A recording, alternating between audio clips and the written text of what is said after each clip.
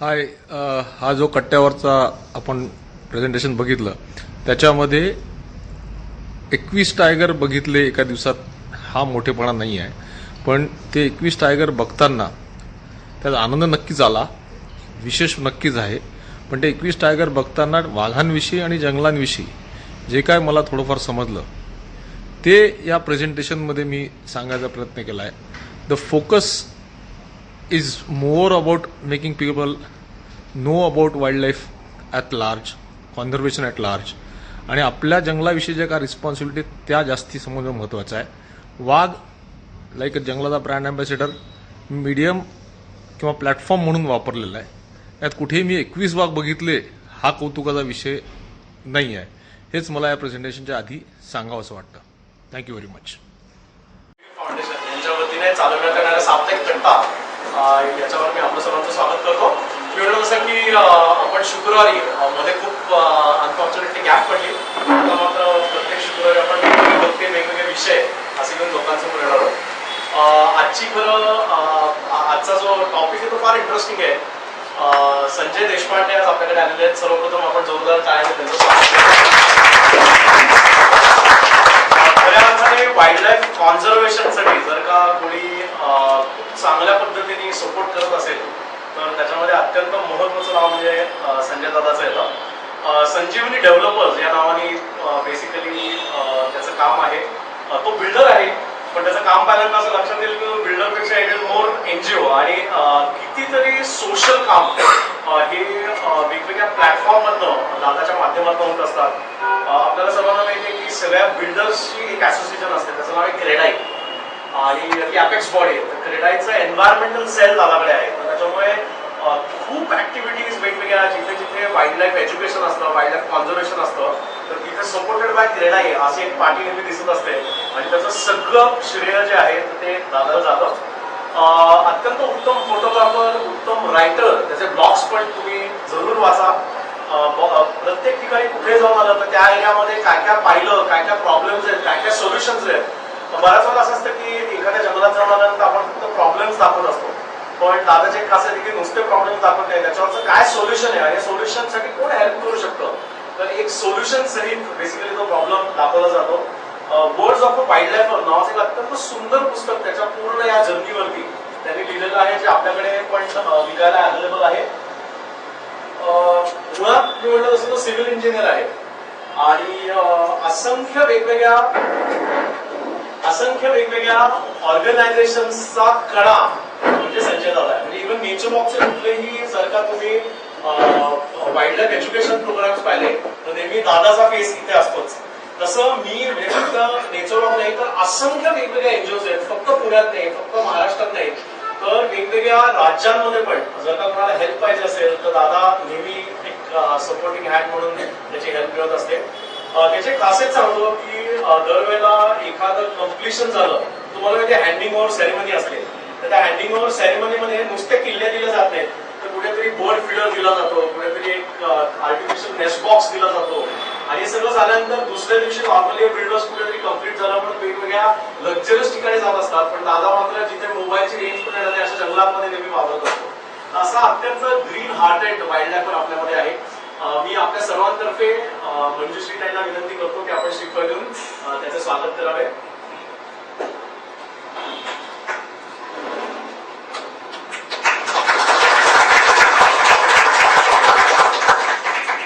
Thank you so much. तुम्हाला सगळ्यांना कान्हा, बांधवगड आणि सगळी नावं माहिती असतील, तर आपल्याला नॉर्मली आपण टुरिझम अँगल इथे बघत असतो, पण खाली लोअर क्लासमध्ये जे फॉरेस्ट वर्कर्स असतात की ज्यांच्यापर्यंत अनफॉर्च्युनेटली फारशी जात नाही, तर तिथे जसं दादाच्या माध्यमातून वेगवेगळ्या ठिकाणी कधीतरी स्वेटर्स, कधीतरी गमबूट्स, त्या लोकांना कुठेही फॉरेस्ट डिपार्टमेंटचं वेगळं फंड अलोकेटेड नसतात, कुठेतरी मेडिकल कॅम्प्स, स्वेटर अशा वेगवेगळ्या माध्यमातून मदत करत असतो. आजचा टॉपिक खूप इंटरेस्टिंग आहे की नुकताच तो बांधवगडला जाऊन आला आणि तुम्हाला सर्वांना माहिती की आपल्याकडे फुल डे सफारी नावाचा एक प्रकार असतो. तुम्ही सकाळी जंगलात जायचं आणि संध्याकाळी सूर्य मावळला का पण जंगलात परत बाहेर यायचं. तर एक इंटरेस्टिंग दिवस आणि त्याच्यामध्ये किती टायगर्स पाहिले, किती वेगवेगळे अनुभव आले, तर हे सगळं शेअर करण्यासाठी आपल्याकडे दादा आलेला आहे. आम्ही माझं बोलणं थांबवतो कारण मला माहिती आहे की सगळेजण त्याचं ऐकण्यासाठी उत्सुक आहात. तर मी माझं बोलणं थांबवतो. पुन्हा एकदा आमच्या सर्वांतर्फे दादा तुझं स्वागत करतो आणि पुढची सूत्रासाठी दादांकडे तरी फ्रँकली अजूनही थोडी जास्त ओळख करून दिली. अजून सारखे यंगस्टर्स आणि ते पण बरेच यंगस्टर्स आहेत. मला मी यंग पण आहे वयाने 35. तर वाईल्ड लाईफ कॉन्झर्वेशन किंवा वाईल्ड लाईफ हा काय एकट्या संजय देशपांडे किंवा एकट्या अनुजची वक्तव्य आहे. तर आपल्याला प्रत्येक जण आपल्यापैकी हातभार लावू शकतो आणि मी अनुज आणि त्याच्या गँगचं आभार मानायला पाहिजे की एका बिल्डरला पुण्यासारख्या ठिकाणी एन्व्हायरमेंटलिस्ट किंवा वाईल्ड लाईफरची उपमा मिळाली. त्याच्यापेक्षा जास्ती मोहम्मद मालक असू शकतो. मी मूळचा नागपूरचा असल्यामुळे कदाचित जास्ती बोलायला मोकळा किंवा जास्ती फॉर्मल मला बोलता येत नाही. एवढं सांगू इच्छितो की आजचा हा सब्जेक्ट कट्ट्यावर मी काय पहिल्यांदा आलो की कट्ट्यावर मी आता 3री वेळ सत्तावीस माझी आणि एक 5-6 वर्षापूर्वी एसपी कॉलेजला पन्नावरती आपण बोललो होतो. आणि मला नेहमी असं वाटतं की जंगलामध्ये आपण बघायला जातो. वाघ सगळेच जण आपल्याला ते वाघ बघायला जातात. वाघ हा टायगर वाईल्ड लाईफ टुरिझमचा आत्मा आहे असं म्हटलं जातं. मला मान्य आहे की एवढ्या वर्षाच्या जंगलामध्ये फिरल्यानंतर आणि सगळे जे खऱ्या राहाड वाईल्ड लाईफवर असतात ते काय वाघ म्हणजे जंगल नाही आणि जंगल म्हणजे वाघ नाही म्हणणं फार चांगलं आहे. म्हणजे इट्स लाईक दॅट की प्रत्येक गोष्टीला एक ब्रँड अँबॅसेडर लागतो. आम्ही कॉलेजमध्ये असताना किंवा 90च्या दशकामध्ये गोष्ट असेल की अमिताभ बच्चन शिवाय पिक्चरच निघायचा. त्यांना आता बॉलिवूड म्हणजे फक्त अमिताभ बच्चन नव्हता पण तरी बच्चनचा पिक्चर नाही पाहिला असं कसं असं म्हणजे असं लोक विचारतात. तसं जंगलातून वाघ नाही पाहिला. सो म्हणजे जंगल आणि वाघ हे एकमेकांशी इतकं सिनॉनिमस झालेलं आहे आणि ते एका अर्थाने बरोबर पण आहे. जे काय थोडंफार नॉलेज मला लॉजिकली किंवा जंगलांमध्ये आमच्यासारख्या मित्रांकडनं मिळालं किंवा बऱ्याचशा मिळालं त्यांना एक गोष्ट कळली की वाघ म्हणजे जंगल नाही हे जरी खरं असलं तरी वाघामुळे जंगलाला पूर्णत्व आहे. जसं घरच्या गृहिणीमुळे घराला पूर्णत्व आहे. तिला वाघ विक्री आला नंतर होत्या घरात पण सांगण्याचं तात्पर्य एक सिस्टीम डेव्हलप. ज्या जंगलामध्ये वाघ असतो त्या जंगलामध्ये फिरताना आणि ज्या जंगलामध्ये वाघ नसतो त्या जंगलामध्ये फिरताना हा फरक आपल्याला जेव्हा जाणवतो काय फरक असतो तर पूर्णपणे ज्याला आपण म्हणतो की ग्रास झुडपं दाट जंगल किंवा टिकड्या प्रत्येक जनावर म्हणजे फुलपाखरांपासून हरणं असतील पक्षी असतील अशी सगळी लाईफसायकल एखाद्या जंगलात कंप्लीट होते आणि त्या जंगलाचा अभ्यास वाघ असतो. सो जेव्हा वाघ जन्म आपण म्हणतो तेव्हा काही वाघाला धरून ठेवून जन्म वाघ जन्म याचा अर्थ वाघाभोवतीची अगदी सिस्टीम जगवायची असते आणि ती करायला एकतर फॉरेस्ट डिपार्टमेंट किंवा एकट्या अनुपची टीम किंवा फक्त राजकारण्यांना बोलून पण चालणार नाही. आणि प्राधान्य सगळ्यांची त्या कट्ट्याच्या निमित्ताने एनजीओज पासून कुठे वाईल्ड लाईफ पासून काही जरी राजकारणी असलं तरी मला त्या सुद्धा निसर्गाच्या अभ्यासिका आहे. माझ्यासाठी क्रीडाची इन्स्टिट्यूट का असेल सिनियर का असेल सगळेजण एकत्र आले तरच या गोष्टींचं फ्युचर आहे. कुठल्या एका माणसाला किंवा एका ऑर्गनायझेशनला किंवा एका एंटिटीला ब्रेक देऊन आपण जंगल नक्कीच वाचवू शकणार नाही. आता कधी एकत्र काय चांगलं करता येईल त्याच्यातून हा असे इनिशिएटिव्ह आहे. त्याच्यामध्ये सांगायचं तर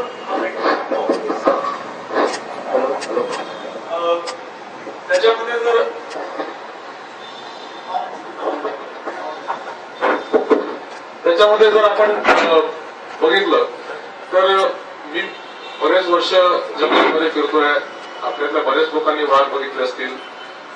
माझी ओळख वाघांची आणि जंगलाची फारच लहानपणी कारण मी म्हटलं असं मी मूळचा विदर्भातला असल्यामुळे जंगल बऱ्यापैकी जवळ होते. गॉर्मेंटच्या पुस्तकांमधनं वाघांविषयी अजून कुतूहल निर्माण झालं आणि मग जरी शरीराने पुण्यासारख्या कॉन्क्रीट जंगलातून राहावं लागलं आणि त्याचा पाठ बनावं लागलं तरी सुद्धा माझ्या परीने मी जंगलांची नातं टिकवायचा प्रयत्न केला आणि त्यातनं जे जे वेगवेगळे अनुभव गेले. आता रिसेंटली बांधवगडला गेलो तेव्हा एक खूप चांगली गोष्ट झाली. अनुजने मगाशी तुम्हाला फुलडे सफारी विषयी सांगितलं. दुसरा एक महत्वाचा मुद्दा मी बोलताना नंतर सांगेन पण आता फुलडे सफारी म्हणजे काय तर फुलडे सफारी म्हणजे आपण पूर्ण दिवस जंगलाच्या आतमध्ये राहू शकतो. जंगलाला वेगवेगळे झोन्स असतात विभाग असतात त्याच्यामध्ये कुठेही तुम्हाला जाता येतं. अग्रीड की त्याची फीस खूप हाय आहे पण चौघपात मग जमीन शेअर करू शकतात ती आणि त्याचा ऍडव्हान्टेज काय असतो की त्याचा ऍडव्हान्टेज तुम्हाला रिस्ट्रिक्शन ऑफ रूल्स किंवा अशा गोष्टी नसतात. याचा अर्थ असा नाहीये की हे सगळं घेतलं म्हणजे तुम्हाला वाघ दिसतात, असं काही जरुरी नाहीये. मी गंमत सांगतो, आजच्या कार्यक्रमाच्या किंवा आजच्या या इव्हेंटच्या आदल्या आठवड्यामध्ये म्हणजे जेव्हा पीक पिरियडमध्ये मी ताडोबाला गेलो होतो आणि पूर्ण दिवस मी ताडोबाच्या कोवरमध्ये फिरवतो, मला वाघाचं शेपूट पण दिसलं नाही. शेवटी हे पहिले जे लोक म्हणतात की अहो आम्ही 2 दिवस गेलो आम्हाला वाघ दिसला नाही, तर त्यांना सगळ्यांना मी एकदा सांगू शकतो की आता साध्या क्रमाने एका वाघाची टेरिटरी असते जवळपास 25 ते 30 किलोमीटर. म्हणजे तुम्ही विचार करा, एका साईडला वारजे, एका साईडला डेक्कन, एका साईडला गणेशखिंड रोड आणि एका साईडला सिंहगड रोड, एवढ्या सगळ्याचा एक चौकन केला आणि तुम्हाला त्यात सोडून दिलं आणि याच्यातलं एक माणूस छोटा आहे तुम्हाला सांगितलं आणि तुम्हाला सांगितलं तुमच्याकडे तो माणूस कुठल्याही गल्लीवर फिरू शकतो. तुम्ही म्हणता तळेवरवर नाही आणि कोर रोड हलायचं नाही आतमध्ये किंवा सेवेड रोडवरनं. अशा वेळेस जर तुम्हाला 2 दिवसात तो माणूस जर सापडला तर विचार करा, तेवढं अवघड वाघ शोधलं जंगलामध्ये किंवा वाघ दिसला. म्हणजे नशिबाने तो माणूस तुमच्यापाशी आला किंवा तुम्ही क्रॉस झाला, थोडीफार माहिती कळली ते देऊ शकतो. आणि अशा बॅकग्राऊंडवर व्हिडिओ असो किंवा तुम्हाला काही असो, वाघ दिसणं इथं 10% तुमचे एफर्ट आणि 90% नशिबाचा भाग असतो, एवढं मी तुम्हाला सांगू इच्छितो. मी म्हटलं तसं की यातनं कुठे मला वाघांना प्रमोट करायचं नाही किंवा यातनं कुठे मला वाघांना ग्लोरिफाय करायचं नाही, याची गरज नाही त्या प्राण्याला. त्यातनं मला जे काय मेसेज द्यायचा तो, जंगल जेव्हा आपण बघतो, वाघ जेव्हा आपण बघतो, फोटो काढतो, इंस्टावर टाकतो आणि विसरून जातो. पण आपण जर खरोखर वाघ म्हणजे काय हे समजून घ्यायचा प्रयत्न केला तर वाघाला समजून घेताना एका प्रक्रियेत तुम्ही जंगल समजून घेत असता. हे तो आस्पेक्ट मला दाखवणं जास्ती महत्वाचं वाटलं. आणि मग मी असं म्हणलं, यावेळेस जेव्हा बांधवगडला गेलो, आपल्यातले खूप लोक खूप जंगलांमध्ये जातात आणि खूप वाघ बघतात. तशी फार आता काही फार मोठी गोष्ट राहिलेली नाहीये आणि इन्स्टा आणि फेसबुकमुळे आपण चांगल्या चांगल्या जगातल्या फोटोग्राफर्सचे फोटोग्राफ बघू शकतो. सो तसंही काही विशेष नाही. मग विशेष काय तर त्या दिवशी एका दिवसामध्ये आम्ही 21 वाघ बघितले. आता मी स्वतः जंगलांमध्ये 10 ते 12 वाघ एका दिवसात बघितलेले. पण आणि गंमत म्हणजे आम्ही ठरवून म्हटलं की आज रिटर्न करून थोड्या तास कसे असं होऊन वाघ दिसत नाही. मी एकदा कानातल्या फॉरेस्टच्या कामानिमित्त काना आणि पेज अशा 2 फील्ड डायरेक्टर सोबत जंगलात फिरत होतो. स्वतः फील्ड डायरेक्टर म्हणजे ज्याच्या गाडीला कुठे एंट्री आहे आणि ज्यांना जंगलाचं पूर्ण नॉलेज असणं एक्सपेक्ट असतं. आम्ही कानामध्ये सकाळपासून ते संध्याकाळपर्यंत फिरलो, त्याही दिवशी मला वाघाचं शेपूट पण दिसलं नाही. मी त्यांना म्हणजे थोडक्यात काय तर आपण एखाद्या जंगलाचे बॉस असणं म्हणजे आपल्याला वाघ दिसणं असं एक्सपेक्टेड नाहीये. तर थोडा नशिबाचा पाठ. आणि हे करताना वेगवेगळे जे काही अनुभव येत गेले, नुसते वाघाचेच नाही तर त्याचा बिहेवियर पॅटर्न कसा असतो आणि सगळ्या वयोगटातले वाघ त्या दिवशी आम्हाला दिसले. त्या 21 दिवसामध्ये टायगर दिसली, मेल टायगर दिसला, लहान मुलं दिसलं, बच्चे दिसले, अगदी मिड साईजचे सर्वेलन्स दिसले आणि या सगळ्यांचा वावर कसा असतो त्याच्या बरोबर जंगल वेगवेगळ्या प्रकारे समोर येत गेलं. मला असं वाटलं की ते कुठेतरी शेअर केलं तर सगळ्यांना ते दररोज 21 दिवशी की मलाही आता कुठे दिवशी गेलं ते दिसतील की याची गॅरंटी नाही. सो तो अनुभव स्टोअर करावा म्हणून मी अभिला सहज म्हटलं की त्या निमित्ताने तो दिवस शेअर करायची विचार करतो आणि त्यांनी लगेच ती कल्पना उठून धरली. So I am today over here. So सुरुवात करताना नेक्स्ट आहे.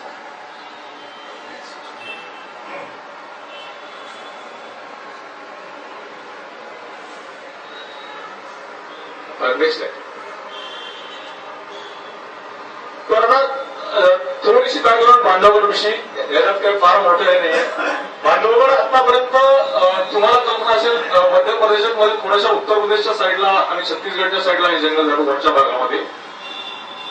सेंट्रल इंडियाचा जरी पार्ट असला तरी जो प्रॉपर काना, पेंच, मेळघाट, ताडोबा हा जो रिजन आहे याच्यापेक्षा बांधवगड थोडंसं वेगळं आहे. आणि दुसरा सगळ्यात मोठा बांधवगडला ऍडव्हान्टेज असा आहे की बांधवगड कॉमन आपल्या जंगलांपासून खूप डिटॅच आहे. म्हणजे बांधवगडले 4 तास म्हणजे जवळपास 200-300 किलोमीटर चारही साईडला बांधवगडच्या कुठलीही मेजर इंडस्ट्री नाही, कुठलीही मेजर टाउन नाही. हा एक प्रकारे खूप मोठा गुण आहे बांधवगडच्या जंगलांसाठी. याचं कारण असं आहे की जे कोणी बांधवगडला गेले असतील जाताना 3 तास जसं पुणे रांजणगाव सुरू झालं की पुणे आल्यासारखं वाटायला लागतं आपल्याला. म्हणजे काय तर कॉन्क्रीट जंगल आलं, बिल्डिंग दिसायला लागतात, हॉटेल दिसायला लागतात, सगळ्या इंडस्ट्री दिसायला लागतात. सो यू नो की now you are arrived to a city which is developing. Bandhavgarh exact उलट्या अँगलली आहे. खऱ्या अर्थाने नॅचरल जंगल असं असायला पाहिजे. म्हणजे बांधवगडच्या खोरपर्यंत जाईपर्यंत तुम्हाला जाणवायला लागते की आपण आता खरोखर एका अशा एरियात चाललोय की जिथे कॉमन माणसाचा इंट्रुजन फार कमी आहे आणि तो बांधवगडला लाभलेला फार मोठा वरदान आहे. कारण चारही बाजूंना पसरलेलं त्याचं जे बफर आहे म्हणजे जे ऍक्च्युअल ओव्हर टायगर पार्ट नाही पण जंगल आहे त्याच्यामुळे वेगवेगळ्या प्रकारच्या जनावरांना ऍब्सॉर्ब व्हायला जागा मिळते. तो फार मोठा ऍडव्हान्टेज आहे आणि त्याच्यामुळे तिथे ती ग्रोथ जी आहे जो एक्झॅक्टली ताडोबाला गरज आहे ती बांधवगडला गुण आहे. मी म्हटलं असं की वाघ तुम्ही थोडं प्रोटेक्टेड ठेवलं तर वाघांना पिल्लं होतात. इट्स नॅचरल थिंग, त्याच्यात काही फार वेगळं करायची गरज नाही आहे. त्या पिल्लांनी कुठे जायचं याच्यावर खरं खेळ असतो जंगला वाटला. कारण एका महिन्यात जसं 2 तलवारी राहू शकत नाही तशा एका एरियामध्ये 2 वाघ राहू शकत नाही. त्यामुळे एक वाघ त्याचे 3 वाघ झाले तर माणसं काय करतात एका घरात वेलकम 2-3 माणसं गुन्हागोंदाने राहू शकतात. पण हाच वाघांमधला माणसांमधला फरक आहे. 3 माणसं एका घरात राहू शकतात, 3 वाघ एका घरात राहू शकत नाही. त्यांना वेगवेगळे घरात राहू शकतात स्वतःचे आणि तिथेच खरा फरक पडतो. नेक्स्ट मी जसं म्हटलं तसं की टोटल हा जो 1536 स्क्वेअर किलोमीटर एरिया विचार करा. पुणे म्युन्सिपल कॉर्पोरेशनचा एरिया करेक्ट मी वाढून आता एरिया वाढून 450-450 किलोमीटर झालेलं आहे. म्हणजे now you can imagine the spread of Bandhavgarh 3 Pune बसतील अख्खे नवीन एरिया सगळं म्हणजे सूज बावगड पासून सगळं धरून काढले तर 3 पुणे बसतील त्याच्यामध्ये. सो एवढा मोठा एरिया असलेला बांधवगडचं फॉरेस्ट कोर आहे ते आणि त्याच्या 3ही साईडला जवळपास एवढंच 4ही साईडला याच्या दशपट एरिया पसरली. खरं जर बघितलं तर प्रॅक्टिकली बांधवगडचं फॉरेस्ट हे पुणे जिल्ह्याहून सुद्धा मोठं पडतं. आणि त्याच्यामुळे वेगवेगळ्या प्राण्यांना वाढायला स्कोप मिळतो. तो बांधवगडचा आहे फोर्ट आहे सगळ्यात मोठा. आणि ऍक्च्युअल कोर बांधवगडचा धरलं तर त्याचे 3 भाग पडतात, तावा, खटोली आणि मगदी. आणि दुसरा ऍडव्हान्टेज आहे की बांधवगडच्या जंगलांमध्ये म्हणजे सखल भाग आहेत, डोंगर आहेत, दऱ्या आहेत आणि थिक फॉरेस्ट सुद्धा आहे. त्यामुळे सर्व प्रकारच्या जनावरं तिथे वाढू शकतात. जे वाघाला मी वगैरे म्हटलं वाघाला आयडियल जी सिच्युएशन आहे जसं आपण पुण्यामध्ये येऊन सेटल होतो का बरं होतो. इथे हॉस्पिटल आहेत, इथे शाळा आहे, इथे जॉब्स आहेत म्हणून इथे येऊन सेटल होतात. उद्या किती चांगली बिल्डिंग तुम्ही राजस्थानमध्ये बांधली तुम्हाला राहून जायला नाही वाळवंटामध्ये कारण त्याच्या बदलून बाकी सगळ्या गोष्टी सुद्धा लागतात. तसंच वाघानं सुद्धा त्याला वाढायचं असेल तर त्याला सगळ्या गोष्टींची आवश्यकता करत वाघ एखाद्या ठिकाणी वाढू शकतो. नेक्स्ट हा मी मगाशी सांगितलं सर जस्ट एक मॅप आहे आणि गंमत सांगायची म्हणजे हा ताला झोन, हा कटोली झोन आणि इकडे या साईडला दामखोर म्हणजे मगदी झोन येतो. उमरिया रेल्वे स्टेशन आहे. आता गंमत अशी आहे उमरिया इथपासून जवळपास 40 किलोमीटर रोड आहे. हे सगळं जंगलाने वेढलेलं आहे. म्हणजे हा पूर्ण भाग बांधवगड जंगल जरी एवढं बसलं तरी मी म्हटलं कसं त्याच्या किती बाहेर सगळा जंगलाचा भाग पसरलेला आहे. आणि गंमत म्हणजे या जंगलाच्या मधोमध हायवे जातो उमरियाचा जो आता त्यांचा अजूनही शिफ्ट करायचा किंवा फ्लायओव्हर करायचा. कसं आहे पुण्यामध्ये ट्रॅफिकला प्रॉब्लेम झाला की माणसांना त्रास होतो ना त्यामुळे फ्लावर फटाकन मारला जातो. जंगलामध्ये प्राण्यांना त्रास होतो, प्राणी काही उतर नाही जातो त्यामुळे त्यांना कोणी फ्लावर बांधायला काही करत नाही. सो ऍक्च्युअली जर तुम्ही गंमतीने बघितलं तर मला सकाळी घ्यायला आमचं हॉटेल यायचे कुठे होतं. आम्हाला सकाळी सोडायला जो ड्रायव्हर आम्हाला घ्यायला आला होता त्यांनी मला सांगितलं क्या देखणे म्हटलं यार हर कोई टायगर देखने रहा है. अरे सर मैंने आज सवेरे आपके रस्ते में देखा टायगर रस्ते में पडा था. सो इतकं कारण हे कोवर आहे आणि कोवर मधनं हा हायवे गेलेला आहे. वाघाच्या कोवर आहे आणि हायवे आहे हे तुम्हाला आम्हाला माहिती आहे. वाघाला काही असले टर्मिनॉलॉजी माहित असते त्याच्या दृष्टीने इकडे त्याचं जंगल आहे आणि इकडे त्याचं जंगल आहे. सो ते कीप्स ऑन क्रॉसिंग. तो काही वेळा इतके सुद्धा लोकांना या मेन रोडवर अगदी इझिली वाघ दिसतो. Next now coming to the main thing यांची आम्ही टूर घेतली तर फुलडे सफारीचं काय असं वैशिष्ट्य. नॉर्मल सफारी सुरू द्यायला म्हणजे सकाळी 6ला सुरू होते आणि मॉर्निंग सेशन 10ला संपतं आणि त्यानंतर परत दुपारी 2-3ला पार ओपन होतो आणि संध्याकाळी सुरू होण्याच्या आधी संपतो. जेव्हा तुम्ही फुलडे सफारी घेता तेव्हा तुम्हाला अर्धा तास आधी आत जावं लागतं. म्हणजे तुम्ही जवळपास 5:30ला जर नॉर्मल लेवल जंगलात जात असाल या उन्हाळ्याच्या दिवसामध्ये तर तुम्ही 5ला जंगलामध्ये जाता आणि 6:30ला जर तुम्ही नॉर्मल सफारी संपत असेल तर तुम्ही 7ला बाहेर 14 तास एवढं मी इन कार आणि एवढं मी जंगल. आज खाली उतरणं अलाउड नाहीये. म्हणजे 14 तास तुम्हाला जिप्सीमध्येच बसून राहावं लागतं. ब्रेकफास्ट जिप्सीमध्ये, जेवण जिप्सीमध्ये, काय अजून तुम्हाला डुलकी काढायची ती जिप्सीमध्ये आणि 45 डिग्री टेम्परेचर असतं उन्हाळ्यामध्ये हप्ताच्या कडे बांधवगडला. सो मिळाला शेल्टर नशिबाने तर मिळाला, अदरवाईज 14 तास त्या जिप्सीमध्ये बसून काढणं म्हणजे फिजिकली टफ जॉब स्पेसिफिकली. आणि रस्ते जर तुम्ही बघितले तर ते रस्ते आपले म्हणजे माझी इच्छा नाही की सगळ्यांना बांधवली किंवा जंगलांमध्ये घेऊन जायला पाहिजे, म्हणजे पुण्याच्या रस्त्याला कोणी नावं ठेवणार नाही. किती खराब रस्ते असू शकतात तिथले, आणि पण नॅचरल त्यात जंगल आहे. पण सांगायची गंमत अशी की त्या पूर्ण याच्यात तुमच्या पाठीची पण मणक्याची आपोआप टेस्ट होऊन जाते तिथे 14 वाजता काढतात. तर इथून सकाळी जेव्हा आमचा राऊंड सुरू झाला तेव्हा असे मेडोज आहेत, तुम्ही आता तुम्हाला कल्पना आहे पूर्ण मेडोज आहेत, असे गवताळ प्रदेश आहे, थिक ग्रीन साल मिक्स ट्रीचं जंगल आहे, आणि मागे पसरलेल्या अशा हे पण आहेत डोंगराळ हे पण आहे. आता गंमत कशी असते, हा एक 100 पण हिस्सा नाही आहे त्या जंगलाचा, आणि इथल्या एका फोटोवर तुम्ही त्याचा एक्सपर्ट लक्षात घेऊ शकता. आता याच्यात कुठेही वाघ असू शकतो, आणि असे 14 तास तुम्हाला काढायचे. तर आम्ही जेव्हा सकाळी सुरुवात केली त्या फुलडेच्या, तेव्हा आम्हाला खरोखर डोक्यात नव्हतं की असं काही एवढा फरक पडेल किंवा या पद्धतीने दिसेल वगैरे. आणि बिलीव्ह मी त्याच दिवशी सकाळी आभाळ घेऊन आलो होतं. आभाळ घेऊन आलं की काय होतं, जंगलातल्या जे काय मी शेअर करतो अनुज किंवा त्याच्या मित्रांसोबत थोडंफार नॉलेज जे जंगलाच्या बिहेवियर पॅटर्न विषयी झाला प्रयत्न करतात की हवा आल्यामुळे सूर्य थोडाफार जसा दगडाखाली गेला, गारवा पसरला. उन्हाळ्यामध्ये मोस्टली वाघांना, बिकॉज वाघ इज रॉ मीठ खातो, त्याच्या बॉडीमध्ये प्रचंड हीट जनरेट होते आणि त्याला ऊन सहन, त्यामुळे ऑलरेडी बॉडी गरम झाली असते, त्यामुळे त्याला पाण्याचा आसरा शोधावा लागतो. जेव्हा 42 डिग्री टेम्परेचर असतं, 44 डिग्री असतं, तेव्हा तर त्याला पहिले पाणी शोधावं लागतं, त्यामुळे तो पाण्याकडे धाव घेतो. आणि म्हणून उन्हाळ्यामध्ये वाघाचं दिसणे जास्ती सोपं असतं कम्पेरेटिव्ह टू याच्यामध्ये. पण आम्ही जेव्हा नेमकी सकाळी सुरुवात केली त्याच दिवशी सकाळी ढगाळ वातावरण झालं आणि गारवा पसरला होता. सो आम्ही म्हणून आता काही खरं नाही, आज काही चान्स द्या. या केसमध्ये तुम्हाला वाघ दिसणं थोडं अवघड होईल. स्टील वी कंटिन्यू, आणि पहिला 1 तास 2 तास 3 तास गेले, आणि 5 ते 8 वाजले, ढग आकाशामध्ये होते, काही पावसात दिसत नव्हतं. अशा वेळेस माणूस खायला तरी लागतो, भूक लागून किंवा जपतो तरी, 2 पैकी प्रकार घडतात. सो आम्ही कसा दूध व्हायला काहीतरी वेगवेगळं करून इकडे बघू तिकडे बघू करून दाखवतो. तर या गवताळ प्रदेशामध्ये, आणि दुसरी गोष्ट या सगळ्यात महत्वाचं काय असतं की तुम्हाला जंगलात कुठे जाताना वाघाविषयी थोडीफार माहिती, एखाद्या एरियात कुठे मुवमेंट आहे, कुठे दिसलेला आहे, ही माहिती करून गेलं तर तुम्हाला सोपं पडतं. कारण वाघ हा प्रचंड मॅन ऑफ म्हणजे अॅनिमल ऑफ हॅबिट आहे. तो एकदा जर एका वाटेने चालला तर तोच त्या वाटेने चालतो, एकदा या पाण्यावर पाणी प्यायला तर त्याच पाण्यावर पाणी पाहिलं. त्याच्याचमुळे वाघाने शिकार करणं पण फार सोपं आहे. त्याचं कारण असं आहे की तिथल्या लोकांना माहित असते की आता हा वाघ इथे यावेळेस येऊन साधारणतः, आणि असं त्याचं रुटीन जे आहे ते इतका एक सवय लागली की एखादा 15 दिवस तरी तो ते कंटिन्यू करतो. मग त्याला वाटतं तर दुसरा पांढरा बदलतो. पण आज इकडे उद्या तिकडे असं करणारं जनावर नाहीये.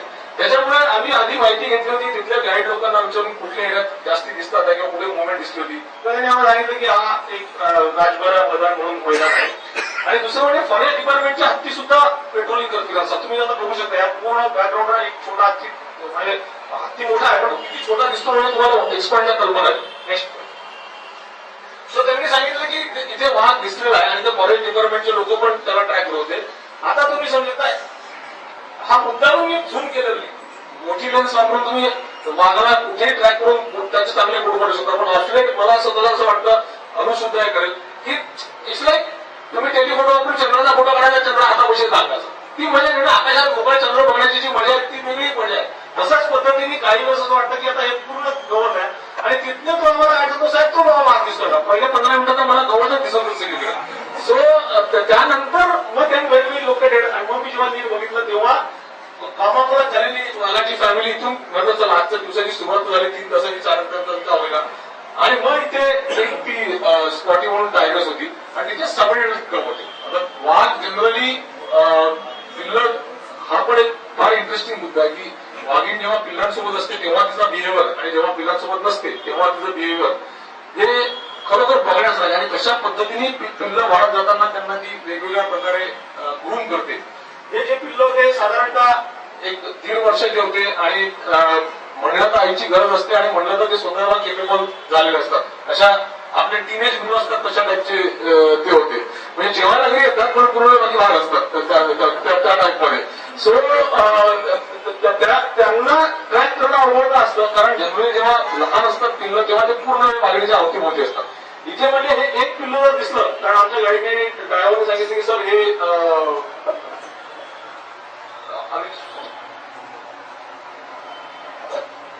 सर हे एक पिल्लू आहे पण सांगतात नाही म्हणजे पूर्ण फॅमिली असेल की इथे वगैरे. So we thought of waiting. आणि बरं गवत इतकं वाढलं होतं की त्या गवतामधनं पूर्ण वेळ त्यांना लोकेट करणं was not that easy. So we decided to wait. दुसरी एक गोष्ट वाघाच्या बाबतीमध्ये काय शिकायला मिळते माहिती आहे का, तुमचा पेशन्स. म्हणजे नशीब असेल तर गेल्या जन्मात वाघ तुमच्या समोर सुद्धा येऊ शकतो, आणि नशीब नसेल किंवा तुम्हाला जर पेशन्स नसेल तर किती वेळ वाघ वाट पाहायला थांबू शकतो, कारण तो त्याच्या मर्जीने चालणारं जनावर आहे. तिथे आपल्या रूलनी काम चालत नाही. तिथे जरा नेक्स्ट.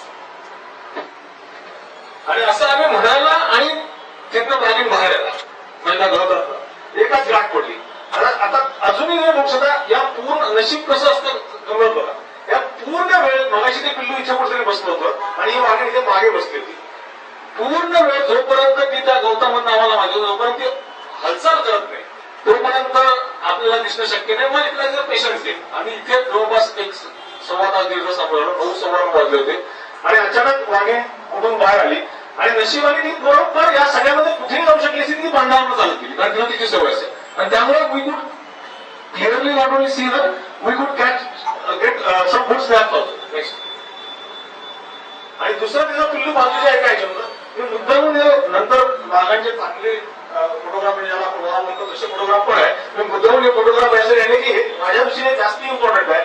वाघ त्याच्या हॅबिटेट मध्ये कसा मूव्ह होतो सायलेंटली, म्हणजे जोपर्यंत तो हालचाल करत नाही तोपर्यंत तुम्हाला लोकेट सुद्धा तो लवकर होत नाही.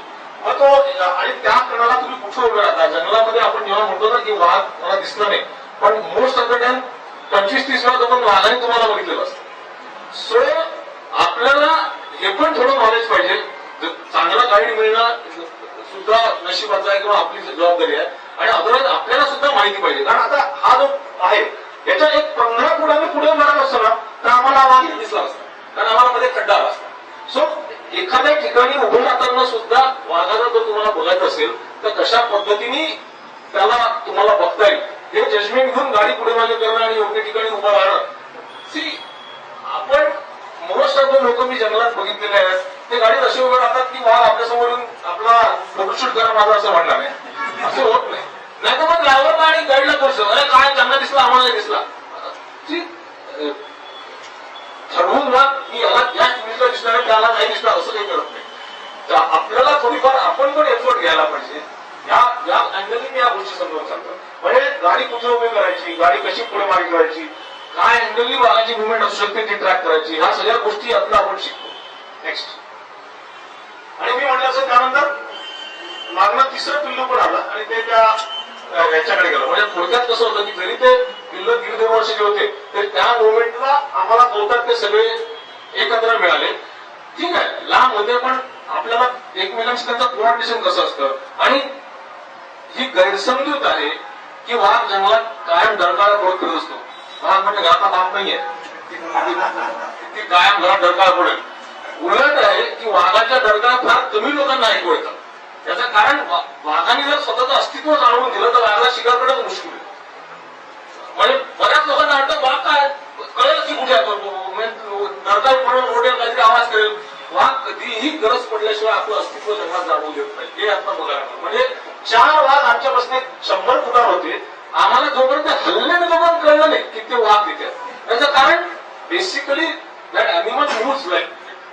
आता या जंगलामध्ये बाजूला कुठे त्यांना शिकार करायची असेल पाणी पाहिजे असेल ते काही धांगडधिंगा काढून आपलं अस्तित्व जाणून घेतलं. हा you are watching it all the time. आणि अनलेसली त्यांना गरज पडली मग तोपर्यंत ऊन आलं होतं. आता तुम्ही मगाचा लाईट बघा आणि आताचा लाईट बघा. ऊन आलं होतं त्यांना ते गवत गरम व्हायला लागलं असेल म्हणून त्यांची हालचाल सुरू झाली. आणि नशिबाने तोपर्यंत 9:30-10 वाजले होते आणि ऊन पण यायला लागलं होतं. सो वीवर आणि क्लाउड्स बाजूला हटलं. नाव पण आता मुवमेंट सुरू होते. नेक्स्ट. त्यानंतर आम्हाला ज्या कारणासाठी मी बांधवगडला गेलो होतो की बांधवगडला 3 झोन मध्ये वेगवेगळ्या साईजचे लहान बछडे होते. आणि ही जी टायग्रेस आहे कजरी नावाची हिचे 2 महिन्याचे कब्स होते. आणि एवढे छोटे कब्स टायग्रेस खूप प्रोटेक्टिव्ह असते अशा वेळेस. नॉट ओनली ती त्यांना समोर येऊ देत नाही जास्ती, त्यांचे फोटो काढणं पण खूप म्हणजे नशिबाचाच पार्ट असतो आणि ते एका जागेवर थांबत नाही. सो आम्हाला बेसिकली मला एक वेगळ्या झोन मध्ये होती, मगदी झोन मध्ये होती, दहा झोन मध्ये होती, आम्ही मगदीमध्ये होतो. मग तर तिथनं आम्ही तिकडे गेलो, चान्स होता तिकडे म्हणून, तोपर्यंत 10 वगैरे वाजले होते आणि म्हटलं आता ऊन आलाय म्हणजे काही ना काही कारणाने जशी हा टायगर्सची मुवमेंट सुरू झाली तशी गजरीची पण सुरू होईल.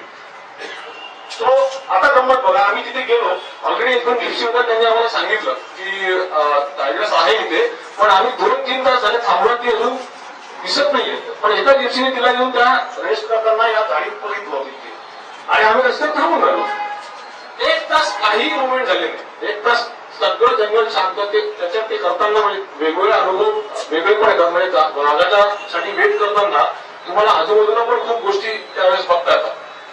हे डोळे उघडे असायला पाहिजे आणि ऍट द सेम टाइम कधी कुठनं वाघ निघेल याची पण तयारी असायला लागते. म्हणजे मी म्हणतो ना की जंगलामध्ये जे काही तुम्ही क्षण घालवता त्यातनं फक्त तुम्ही फोटोग्राफीचा आनंद घेता असं नाहीये, त्यातून तुम्ही आयुष्याविषयी पण पुष्कळ जगात शिकता. जसं आपल्याला इथे सुद्धा बऱ्याचशा गोष्टींमध्ये एकाच गोष्टीवर फोकस केला 10 गोष्टी निघून राहून जातात. तिथे तसं सगळ्या बाजूला तुम्हाला अलर्ट राहावं. सो आम्ही वाट बघत थांबलो. 10:30-11 वाजले होते जवळपास. बाकीच्या ज्या जिप्सींचा 11 टायमिंग होता त्या सगळ्या गेल्या, आमची एकटी जिप्सी राहिली. आता गंमत कशाची माहितीये का, मी मगाशी म्हणत असेल जंगलात 14 तास तुम्हाला आहे, तुम्ही गाडी घेऊन जंगलात कुठेही जाऊ शकता. पण इथेच खरी टेस्ट लागते की नक्की कुठे जायचं. 1500 किलोमीटर पसरलेलं जंगल आहे, मला कुठेही जाणं अलाउड आहे. म्हणून मी जर धाव सगळ्या ठिकाणी धावलो तर दिवसभरात माझं 1500 का 150 किलोमीटर पण होणार नाही आणि किती वाघ दिसेल याची काहीच गॅरंटी नाही. त्याच्यापेक्षा थोडीफार माहिती घेतली, थोडंफार जजमेंट घेतलं, थोडंफार वॉचिंग लावलं आणि नशिबावर सोडलं तर आम्ही चान्स घेतला की इथे थांबून राहू. या अर्थी कोणीतरी बघितलं फिजिकली इथे आलेलं म्हणतात ना, ते हातचं सोडून पद्याच्या मागे जाण्यापेक्षा कोणीतरी बघितली एका टायगर झाली. आम्ही चर्चा विचारलं, आली होती म्हणजे काय तुम्हाला इथे बसलेली आहे, मग आता कुठे गेली म्हणजे कधी निघत सांगतात बरोबर जसं. आणि जेव्हा एवढ्या लहान बछडे असतात तेव्हा टायगर्स मी म्हटलं तसं खूप केअरफुल असते. तिला किती गाड्यांची सवय असली तरी तिला जोपर्यंत गाड्यांच्या मुवमेंट थांबत नाही तोपर्यंत ती बाहेर पडत नाही, हा आमचा अनुभव होता. सो आम्ही थांबून राहिलो आणि त्यानंतर तुम्ही जर लक्षात आलं तर त्यातही गंमत अशी झाली की त्यानंतर ती निघेल की नाही गॅरंटीमध्ये आमची चुळबुळ सुरू झाली होती. तास अरे म्हटलं की सगळ्यात वेळ इथेच काढायचं का फोडीचा आपण तास.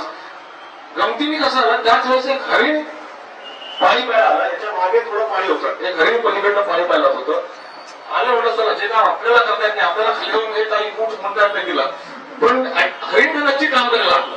सो वी वर ऑब्झर्विंग ते हरिणच्या पाण्याच्या दिशेने जायला लागलं होतं आणि पाणी आणि हरिण याच्यामध्ये वाघ बसलेला होता हे आम्हाला सांगितलं होतं. सो आम्ही म्हणलं आता चान्स घेऊ. हरिण जसं जसं जवळ यायला लागलं आम्ही कॅमेरे घेऊन तयार झालो आणि बरोबर एक 15-20 फुटावर हरणाला त्याचा वास आला, कारण हरणाला दिसत नव्हतं. आणि तुम्ही गाडी बघा ती इथे कुठे हात बसली होती, त्यामुळे हरिण या साईडला जरी असली तरी त्याला दिसत नव्हती. पण हरणा चितळांचा वास घ्यायची हे खूप स्ट्रॉंग असते हरणाची आणि हरिण बऱ्याच वेळा वाघाला दिसण्यापेक्षा त्याच्या वासावरून जास्ती फास्ट आयडेंटिफाय होतात. आणि जसं 15-20 फुटावरती हरिणाला एकदम थांबून डिस्कून बघायला लागलं, वी वर शुअर की आता इथे टायगर आहेत आणि असं घाबरून अजूनच ते बघायला त्याला काहीच कारण होतं. आणि बरोबर त्याच वेळेस वाघिणीने त्याला बघितलं असेल आणि ती उठून बाहेर आली नेक्स्ट. आणि मग त्याच्या पाठोपाठ तुम्ही जर बघितलं तर एवढे त्या छोट्या पिल्लाने लपवून ठेवलं होते. आणि त्या अशा आणि ऊन बघा, मी मुद्दामून हा फोटो काय ठेवला, सावली बघा येतं बरोबर 11-11:30 कडक ऊन सुरू झालं होतं. ती त्यांना कधीच एवढ्या लहान पिल्लांना उन्हात येऊ देत नाही, ती आतनं चालवत नेते. आणि तसं तिला लक्षात आलं ती पण शिकारीवर असणार आहे, पण एवढ्या लहान पिल्लांचा असणं हे वाघिणीला त्रासदायक असतं कारण त्यांना बाजूला ठेवून लपवून घेऊन शिकार करताना तिचं अर्ध लक्ष त्यांच्यात असतं. सो अशा वेळेस इथे माहिती असते. आमचा गाईड आणि जो गार्ड तिथला लोकल होता आमच्यासोबत, तो म्हणा सर ये बच्चे लेके टाइगर्स शिकार नहीं कर सकती, ये इनको कहीं भी लेके जाएगी, रखेगी सेफ प्लेस पे और शिकार को निकलेगी. सो इसको ती येणीच म्हणाल असतं कारण तिची बुवा आम्ही जिथे होतो त्यांच्या पलीकडच्या बाजूला होती. आता गंमत अशी होती की तिला आम्ही दिसत होतो, तिला आमच्या समोरून तर जायचं नव्हतं कारण तिला त्या पिल्लांना एक्सपोज करायचं नव्हतं. मग एक 15-20 मिनिटं आम्ही पुढे ती मागे पुढे असा खेळ झाला थोडाफार. बऱ्याच लोकांना असं वाटतं की याच्यात आपण जंगली जनावरांना निश्चित करतो. मी म्हणेन करतो पण आणि नाही पण करतो. आता सिंपल लॉजिक असं आहे, जर वाईल्ड लाईफ टुरिझम आपल्याला जिवंत ठेवायचं असेल तर आपल्याला जंगलात जावं लागेल, जंगलातही आपल्याकडे येऊ शकणार नाही. आणि मग आपण जर जंगलात जाणार तर थोडाफार त्याचा त्रास त्यांना होणार, कारण त्यांना व्हिज्युअल त्रास होणार. आम्ही काही हे सगळं जवळपास एक 100 फूट डिस्टन्स वरून चाललो होतो. आम्ही काही रस्त्यात गाडी लागत नव्हतो किंवा काही करत नव्हतो. पण जेव्हा एवढे लहान, आणि तिला सवय होती, पण जेव्हा एवढे लहान पिल्लं असतात तेव्हा टायगर्स कुठल्याही फॉरेन अॅनिमलच्या, म्हणजे माणूस असो, जिप्सी असो, त्या हरणांनी सुद्धा ती बिचकली होती. त्यांच्यापासून ती सावध असते. नेक्स्ट, हे या साईजचे पिल्लं होते. आणि मग असं करत करत आता कसं आहे, आपण काही तिच्या बाबाकडे घालून त्यांना येऊ शकत नाही.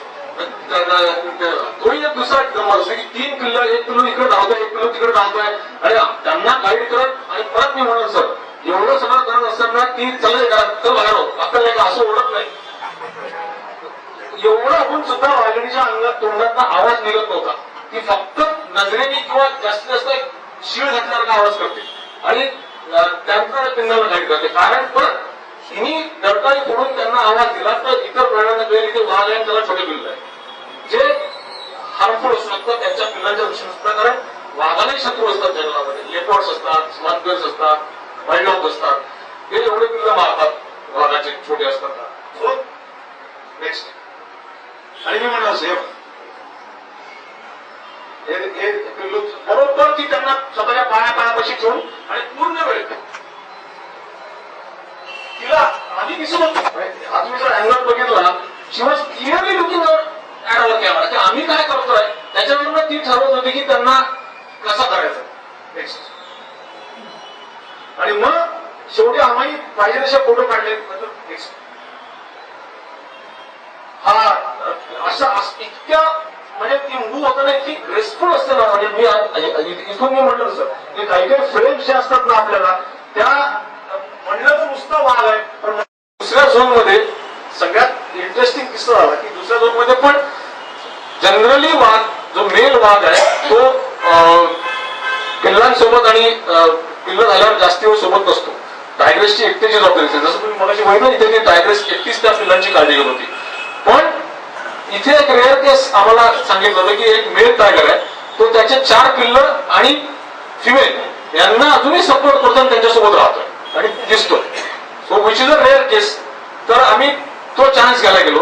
परत मी म्हणलं असं की नाऊ इमॅजिन मगाशी तुम्हाला तो मॅप आठवत असेल तर इथे कुठेतरी आम्ही होतो तारा झोन मध्ये, आणि इथे तो खटोली झोन मध्ये ते दिसणार आहे असा मार्ग. हा तो मगाचा हायवे बघा, मी सांगितलं होतो मंत्रालयाला.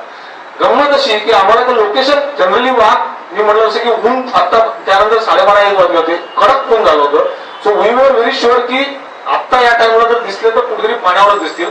म्हणून आम्ही चान्स गेला त्या खटोली झोन मध्ये आलो आणि 2 आवर आम्ही असे इथे वरती चढत जातो असता. आम्ही इथे थांबलो. परत इथे सेम किस्सा आला. मगाशी एका हरणाने आम्हाला मदत केली, त्यानंतर इथे एका गव्याने आम्हाला मदत केली. वाघ इथे आतमध्ये झोपला होता आणि गवा इथे होता. आम्हाला गवाही दिसत होता, आम्हाला वाघही दिसत नव्हता. पण आधीच्या लोकांनी सांगितलं होतं की इथे या एरियात वाघ आहे, ती फॅमिली इथे कुठतरी लपली आहे. आणि इथे तर गवत म्हणजे हत्ती गवत आहे, म्हणजे इथे गवत दिसत आहे, माणूस का हत्ती पण दिसणार नाही एवढं गवत होतं. सो मी तुझा चान्स, आणि लकीली तो गवा इकडनं जसा चढत आला, वाघ इथे झोपला, त्याला एक चावलेली वाघ बाहेर आला. आता गंमत बघा. आणि त्याच वेळेस आम्ही इथे उभं, हायवेवरनं गाड्यांची लाईन चालली येते. इकडे वाघ बघायला लोक हजारो रुपये खर्च करतात आणि को एक्झिस्टन्स म्हणजे हा गवा शांतपणे चढतोय, वाघाला ताण लागले, वाघ पाणी पितोय आणि लोक रस्त्यावरून जाय करतात. या माणसाला कल्पना नाही की आपल्यामध्ये 100 फुटा एवढा मोठा वाघ बसलेला आहे आणि जो पाहायला लोक 10,000 रुपये खर्च करून येतात. नाहीतर माझ्यामध्ये इथेच लोक कॅमेरा घेऊन बसले असते कायम. पण दिस इज द फन. आणि दुसरी गंमत म्हणजे गव्यानी तोपर्यंत वाघाला बघितलेलं नव्हतं आणि गवा शांतपणे चढतो इथे. आणि त्या क्षणी वाघाचं पोट भरलाच नाही, त्यामुळे वाघ पळी पितो. वाघाला म्हणजे काय यातलं शिकायला मी काय शिकलो माझ्या, वाघाला भूक लागली होती म्हणून वाघ गव्याकडे बघत नव्हता. आपलं कसं नाही, आपण मॅकडोनल्ड मोठे खाऊन बाहेर पडलो, बाहेर जर मिठासमध्ये चांगलं दिसलं चांगला तुम्ही खाऊन टाकतो आपण तिथे.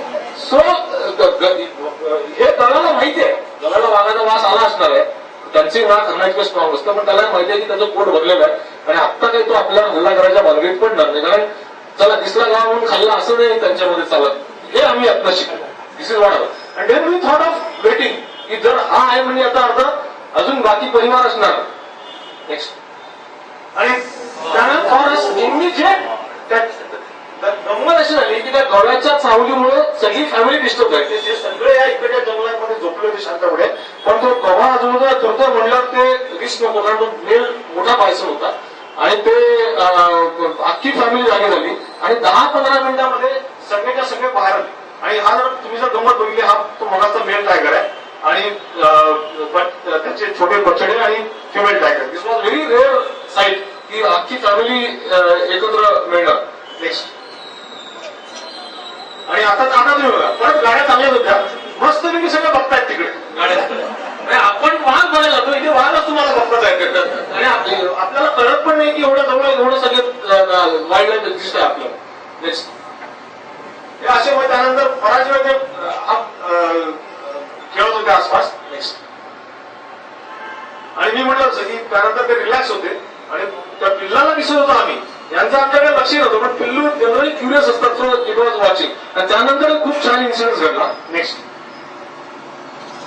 हे सगळं होईपर्यंत मगाशी तुम्ही जर बघत असाल, तो गोवा इथे कुठे होता, तो मागणं फिरून असा जंगलाच्या या बाजूला गेला. ही सगळी फॅमिली त्या इथल्या नाण्यामध्ये बसली होती.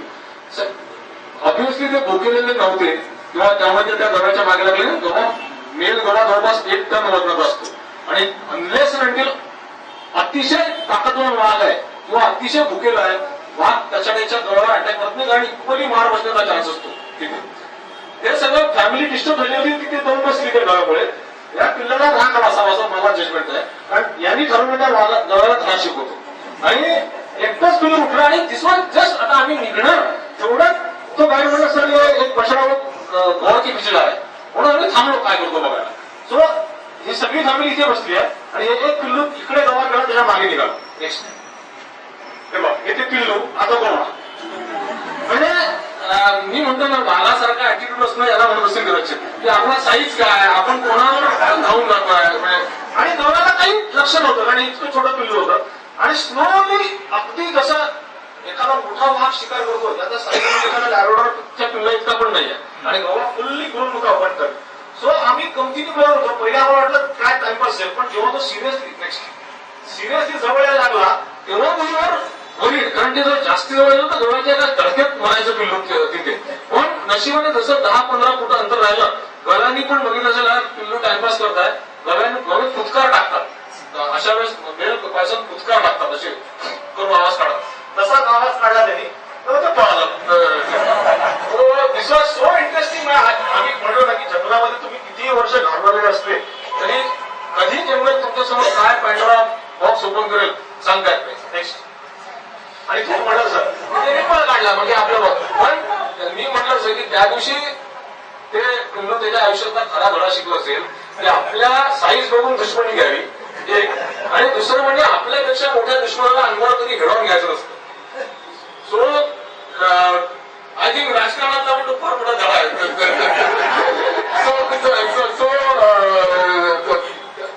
गंमत अशी आहे आणि ही पण कशी आहे त्याला, किती मोठा वाघ असला तरी तो वाघा म्हणजे अगदी मेल टायगर सुद्धा नंतर आम्ही बघितलेला आहे की गव्याला पाठीमागमध्ये हल्ला करतात, कारण तो बंटनर गवा होता. त्याच्या एका धडकेत 250-300 किलो वाघ, म्हणजे परत मोठा फुलबुडून वाघ सुद्धा 300 किलो असतो मॅक्सिमम, तरी तुमच्यापेक्षा 3 पट वजन जास्त असतं गव्याचं. त्याने नुसती धडक जरी मारली तुम्हाला तर सिरियस इंजुरी होऊ शकते. वाघाला इंजुरी होऊन परवडत नाही, कारण त्याला कोणी स्विगी किंवा झोमॅटो करून आणून देत नाही ना खायला, त्याला स्वतः जाऊन करावं लागतं ते.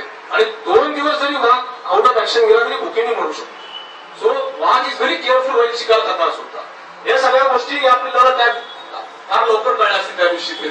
नेक्स्ट.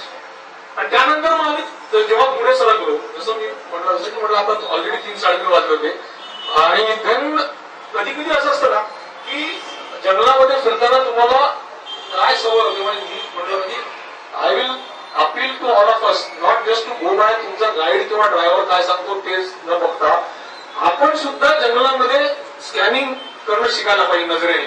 त्याच्यातनं आपली नजर तयार होते. म्हणजे आता आम्ही गाडीतच जात असताना आमच्या ड्रायव्हरने हा टायगर बघितला. आपल्याला चालत्या गाडीत ना अगदी 20-25 किलोमीटर स्पीड असताना काय दिसतं, सगळं पिवळं किंवा ग्रे दिसतं. त्याच्यातनं फक्त वाघ ओळखून तिथे गाडी थांबवणं हे कशामुळे घडतं तर त्या लोकांची नजर तयार झाली असते. आय थिंक हा घेण्यासारखा गुण आहे. आपल्याला काय होतं कॉन्क्रीट जंगलमध्ये आणि टीव्ही आणि मोबाईलची स्क्रीन बघून आपली नजर इतकी मिली आहे की आपल्याला हलता अंगावर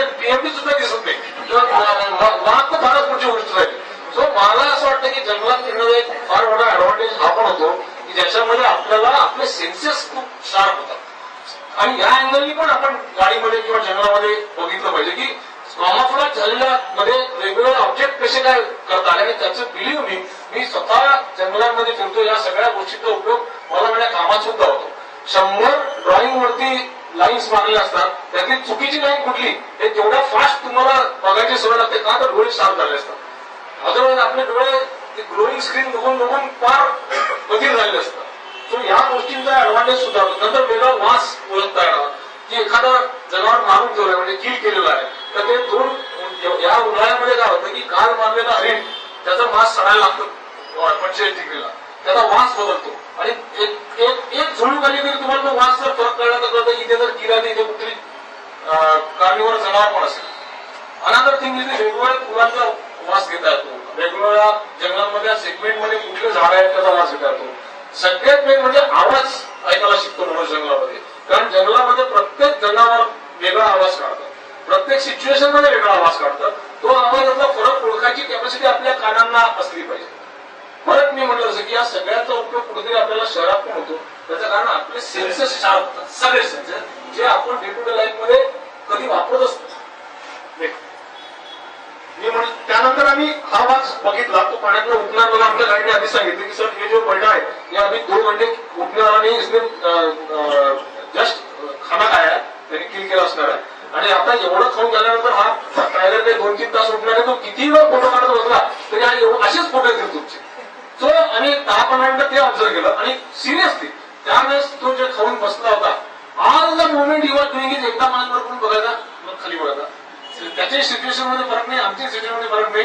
तो त्याने उडून बोलून जाणार नव्हता, मग आम्ही तिथनं निघालो. आणि गंमत म्हणजे कधी कधी म्हणतो आपण नशीब असतं, आम्ही तिथनं निघून बाहेर पडलो आणि एक 100 फुटावर टर्न पुढे डायरेक्ट रोडवर आहे भाग होता. आता हा मेल भाग आहे, पण मेल भागाचं पिल्लो आहे, म्हणजे सगळं जस्ट वेगळं झालं.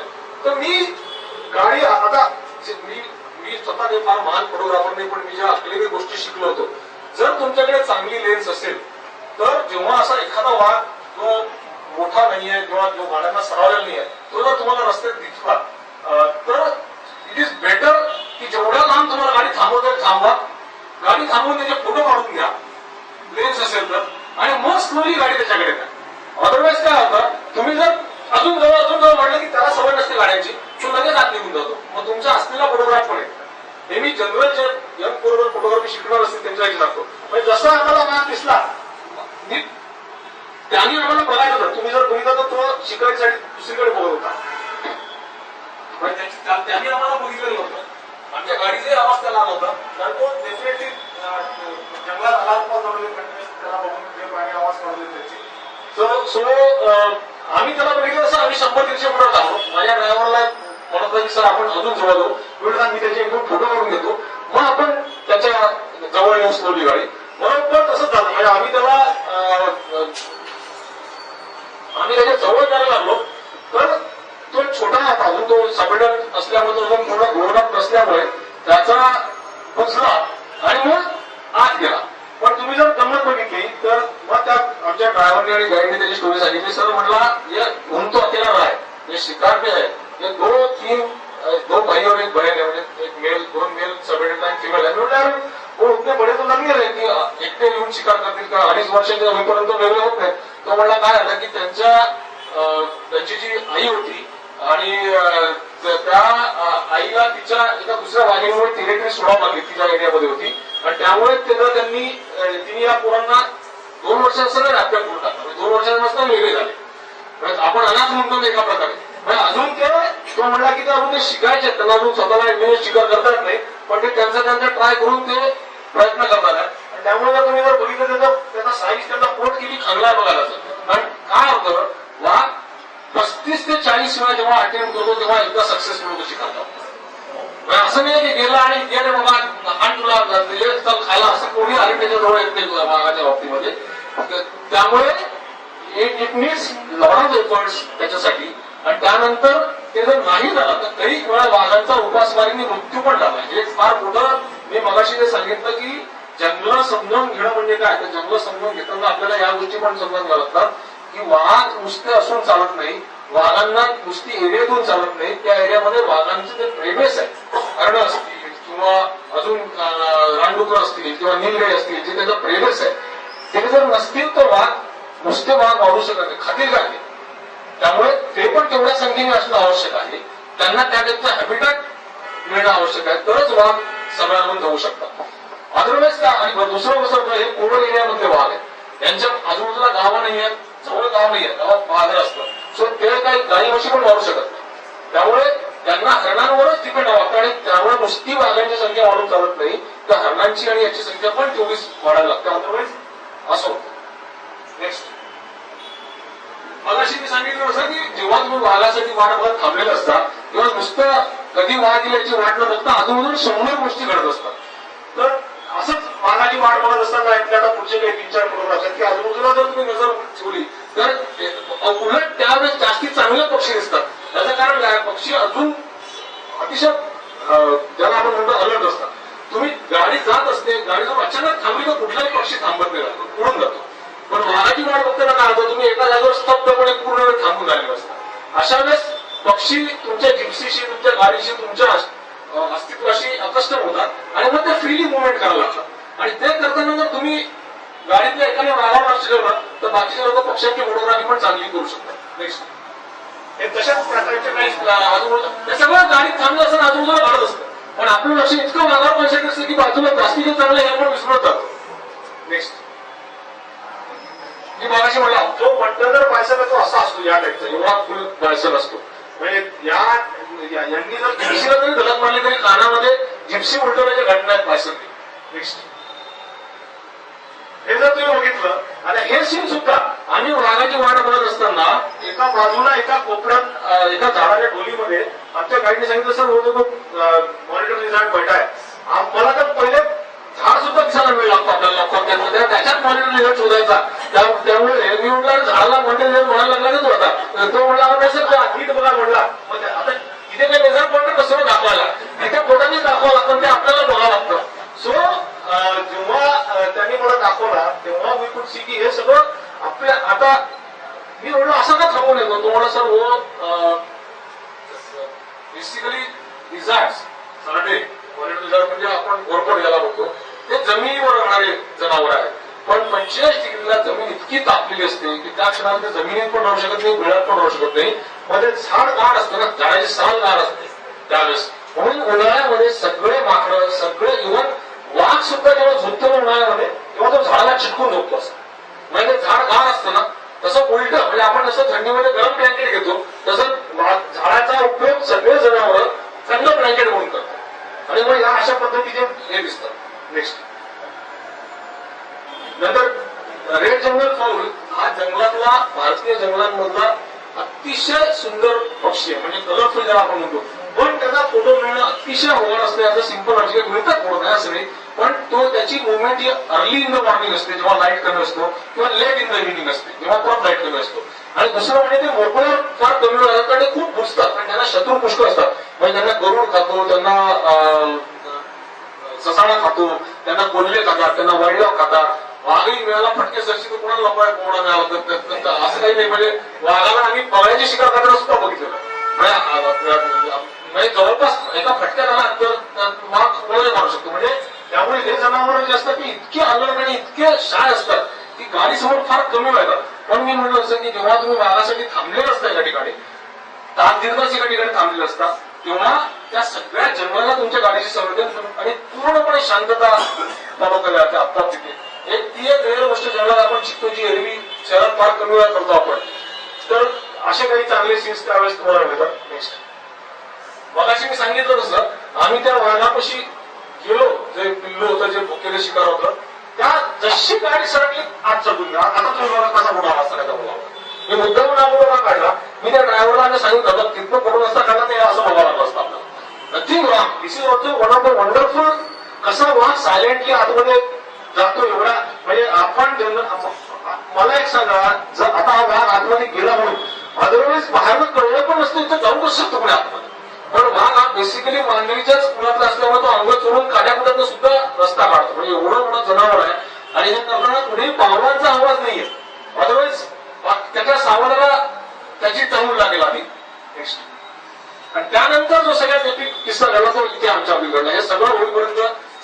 सर आले होते आणि इथे आमच्या ड्रायव्हरने सांगितलं सर आपली तर आपण कमसे कम 17 टायगर देखील आज सवेरे से तर आम्ही म्हणलं कमाल तुम्हाला आम्ही मोजलेलो आणि म्हणलं बस खूप झाले एवढं तर कधी आपण एक्सपर्ट म्हणा सकाळी 4 तास वाया गेलेले मग तो म्हणला की सर अगले अपने आप में 1 घंटा है क्या करने का जो देखे टाइगर उनके पीछे जाने का वहां देखने का कारण की फॅमिली परिस्थिती होती तिथे का जरा एक फॅमिली आहे म्हणला तिचे पोरं मोठे झालेले आहेत पण माहिती नाही तिथे दिसेल गेला तिचे पोरं कुठल्याही दरहा म्हणून फिमेल आहे ते कुठल्याही क्षणी सेपरेट होऊ शकतील तिच्यापासून पण चान्स देते का म्हणून चला आता एवढं सगळं बघितलं परत ते बघण्याच्या जरा वेगळा एरिया मी म्हटलं असं की लॉजिक लावणं हे पण महत्वाचं असतं त्या मुवमेंटला 1 तास राहायला समजून आम्ही जर नेहमीचे आहे ते दिसलेले टायगर तिथे गेलो असतो तर कदाचित अजून 4 बघले येत नसते फार मोठा तोपर्यंत आम्ही विक्रम करायचा डोक्यात नव्हतं मी जनरल सांगतो असं आम्ही विचार केला की चला एवढं सगळं बघितलं जंगलात आलं तर वेगळं जंगल तरी बघणं होईल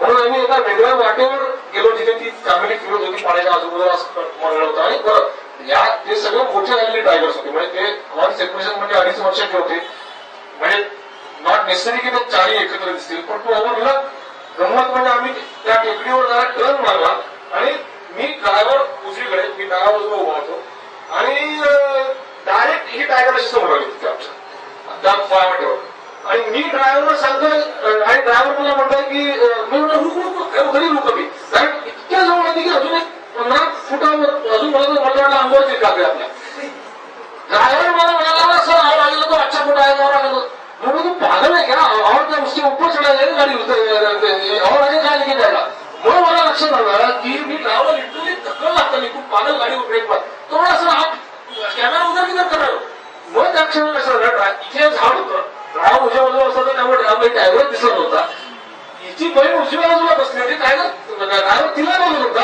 आणि मी हिला बघत होतो सो त्यामुळे त्याला तो म्हणला की पुढे येतो म्हणजे झाड कारण की उजव्या बाजूला होती नेक्स्ट उजव्या बाजूला गाडी ही उघडी होती सो ड्रायव्हर हिला बघत होता आणि मी तिला बघत होतो त्या साईडला सो अशी दिसत शिरला मी म्हटलं असं की याला दुसरं काही नाव सुचत नाही आणि आमची एकटीच गाडी होती आणि त्यात एका त्यांनाही कदाचित आमचं दर्शन इतकं उचित होतं की ते कुठेही पाण्याकडे चालले होते आणि आम्ही डायरेक्ट त्यांच्या मध्ये गेल्यामुळे विरारवरचं आता तुम्ही साईज बघितला तर सांगावं लागेल की ही कप आहे म्हणजे जरी आईसोबत होतं तरी ते इट्स अ कप नेक्स्ट ही तिसरी गोष्ट म्हणजे एका साईडला कॅमेरा गाडीच्या 4ही साईडला वाहत होते आणि आम्हाला कळत नव्हतं की नक्की कोणाला फोटो काढायचा पण फॉर्च्युन आणि ते सुद्धाच कळत होती की नक्की काय म्हणजे आम्हाला जाऊ देता की नाही रस्ते मिळतात तिथे नेक्स्ट ही त्यांची आई तिचा एक डोळा लहानपणीच फुटला होता पण एका डोळ्याला तिने सर्वांकडून पिल्लं मारवले म्हणजे तिचा एक डोळा जर तुम्ही बघितला तर निकामी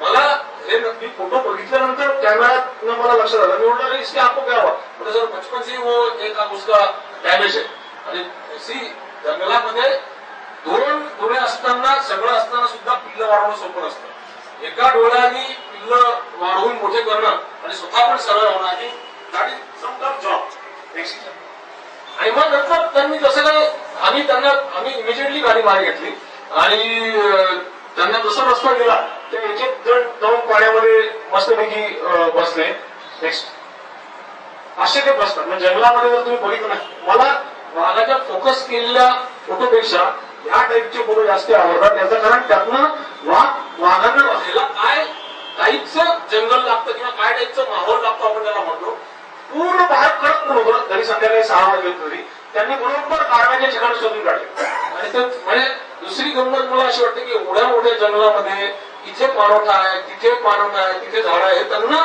लक्षात कसं राहतं आपल्याला इथलं आपलं घर काही पण विसरतो आपण एकदा बघितलं का दुसऱ्यांदा बघितलं जा म्हणलं आपण जाऊ शकत नाही पण this is how they navigate next हे पूर्ण त्याचं जे हॅबिटेट आहे वाघाचं म्हणजे मागे बांबू पाणी थोडासा त्यांचा हलवा अशा ठिकाणी तुम्ही जर जवळून जरी गेला ना लकीली हा मोकळा भागात होता म्हणून अदरवाईज काही वेळा आपण जातो आणि आपल्याला कळत पण नाही वाघामध्ये पाण्यात बसणार असतो तिथे मी म्हणलं असं की त्यांनी त्यानंतर they all are aware of our presence they were just curious म्हणजे काही वेळा आपल्याला असं वाटतं की भीती वाटतं तसं म्हणलं तर जिप्सीमध्ये एक पंजा मारला तर त्याला आपण 10 फुटावर असतो काही वेळेस आणि तुम्ही तुम्ही जरी डिस्टन्स ठेवलं तरी ते तुमच्या साईडला चालवलं तर तुम्हाला रस्ता सोडून मागे नाही बाजूला नाही हटतात तिथे. सो बट आता एक शब्द तोंडात काढता बसून गाडीमध्ये आणि म्हणजे आय हॅव सीन दॅट त्यांना त्या कॅमेराचा शटरचा आवाज पण येतो. वाघाचे कान इतके तीक्ष्ण असतात. म्हणजे गव्हर्नमेंटचे पुस्तकं मी वाचले, हा अनुभव आम्ही नंतर पण घेतलाय. वाघाला अर्ध्या किलोमीटरवर काळी मुडल्याचा आवाज सुद्धा ऐकूत असं वाटतं, इतके वाघाचे कान शार्प असतात. त्यामुळे कॅमेराच्या शटरचा आवाज त्याला इमिजिएट येतो तितक्याचा. बट ऍज असे की अनलेस अँड अंटिल तुम्ही त्याला फॉलो करत नाही तोपर्यंत वाघ हा अतिशय डोसाईल प्राणी आहे. मी एंड करताना आता सांगेलच त्यानंतरचे उदाहरण. नेक्स्ट मग सगळ्यात गंमत मला काय वाटली, आमची एकटी गाडी होती आणि परत जायची वेळ झाली होती. पण आम्ही इथे थांबून होतो. काही फॉरेनर्स आले होते मागे, या गाडीत 2-3 फॉरेनर्स होते.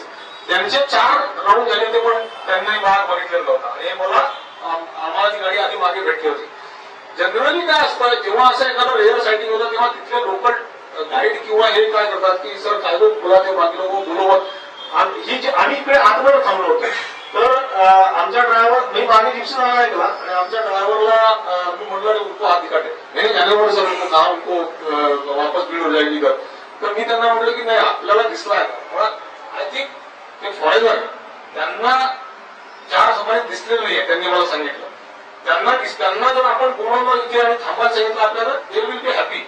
आणि या मेमरीज येऊन जातील ना. ते एवढे पैसे करून एवढे लांब ते लोक येतात आणि जर त्यांना राग दिसला आपली पण जबाबदारी होतं. आणि मग त्या दिवशी आम्ही हात केला आणि जसं आम्ही ती गाडी सर्व किती जणांवर अलर्ट असा बघा. हा मगाचाच वाघ होता जो त्या पाण्यात बसला होता. आमची एकच जिप्सी काही आवाज न करता इथे पूर्ण थांबली होती. त्याला काही डिस्टर्ब करतो चुपचाप एन्जॉय करतो. जसं त्या जिप्सीचा आवाज होती जिप्सी त्या कोपऱ्यात होती मागे आणि हात करून त्यांना बरोबर त्यांना लक्षात आलं की काहीतरी वाघ वगैरे आहे ते. सो जसा ती जिप्सी समोर आली इमिजिएट चालत्या गाडीच्या आवाजाने त्याला काय वाटलं असेल माहित नाही आणि कसं काय दिला पण तो उठून आला आणि त्यांनी त्यांना दर्शन दिलं. दे वर व्हेरी हॅपी. आणि मग त्यांनी नंतर सांगितलं तुम्ही हात दाखवला पण आम्ही आम्हाला दिसत असता वगैरे. So I think these are the small things which you can do. बरेचदा असं होतं जंगलांमध्ये की अरे आपल्या दिसताना मग कसं इथं कोणा सांगायचं फिरते त्यांना. We should not do this kind of thing. जेवढ्या लोकांना जंगल वेगवेगळ्या प्रकारे चांगल्या प्रकारे समजून सांगता येतं तेवढ्या सांगणं आपली जबाबदारी असं मला वाटतं नेहमी. आणि त्या भावनेतनं आणि त्यांच्या चेहऱ्यावरचा आनंद तुम्ही बघू शकता. म्हणजे मी हा फोटो तिच्यासाठी यांच्यासाठी काढला. आणि मी म्हटलं असं की जंगलात नुसत्या वाघ नाही, there are so many movements along. जसं पाण्यावर जाताना अशा सुंदर गोष्टी पण तुम्हाला बघायला मिळतात. बाकी प्राण्यांचं बिहेवियर बघायला मिळतं. नेक्स्ट एंड हा त्या दिवशीचा नव्हता. इथे आम्ही 21 वाघ संपवली मगाच्या त्या भागावरती. ही एक दुसऱ्या दिवशीची गोष्ट घडली की असं वाटतं आपल्याला जेव्हा सगळं मिळालंय कधी कधी नशीब इतकं चांगलं असतं अजून काहीतरी म्हणजे म्हणतात ना आपण की 5 कोर्स डिनर झाला सगळं झालं तरी कोणतरी तुम्हाला अजून मसाला मिठा पण आणून देतो. सो तसं काही दिवस कसं होतं आयुष्यात त्या बाबतीमध्ये. सो आम्ही दुसऱ्या दिवशी संध्याकाळी आम्ही विचार केला की आता खूप जरा बघून जाऊ. तर त्या दिवशी आम्हाला जो सीन दिसला की 2 मेल टायगर हे दोघं एकमेकांचे भाऊ होते. गंमत अशी होती की इथे बसलेला होता आणि त्या ड्रायव्हरने मला सांगितलं की सर अभी कल परसों तक ये खेल रहे थे एकमेक के साथ. पण मी म्हटलं अभी देखो पाणी में आके खेळेंगे. मी म्हटलं हे ज्या पद्धतीने एकमेकांकडे येतात आहे ते काही खेळायचं येत नाही. मला एक 2 पूर्ण मुलं आहेत आणि ते एकमेकांची कुठल्या पूर्णमध्ये एकमेकांकडे बघतात ते मला माहिती आहे. त्या तिला भांडण्याच्या अंगाने कधी बघतात आणि मैत्रीच्या अंगाने कधी बघतात हे मी समजू शकतो. ज्या पद्धतीने ते एकमेकांकडे येतात आहे म्हणलं ते खेळायच्या अंगाने नक्कीच नाही. रेडी. कारण माझ्यासोबत माझी फ्रेंड होती. म्हटलं आता जर यांनी आपल्या नशिबाने काही ऍक्शन कामा झाला तर काही गोष्टी नुसत्या फोटोग्राफ्स मधून नाही कळत. फोटोग्राफ मधून तुम्हाला कळते की कशा पद्धतीने एकमेकांकडे येणार आहे. यानंतर जे घडलं त्याचे 5-10 सेकंदाची क्लिप आहे. नेक्स्ट नेक्स्ट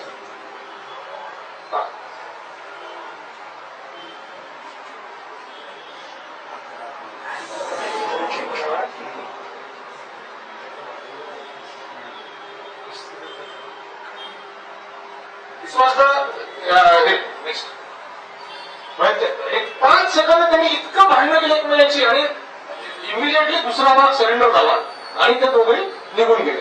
त्याच्यामध्ये कसं असतं जनरली वाघ एकमेकांच्या फाईटमध्ये कुठला तरी एक वाघ वाघाला घेतली तर शहाणपण असतो.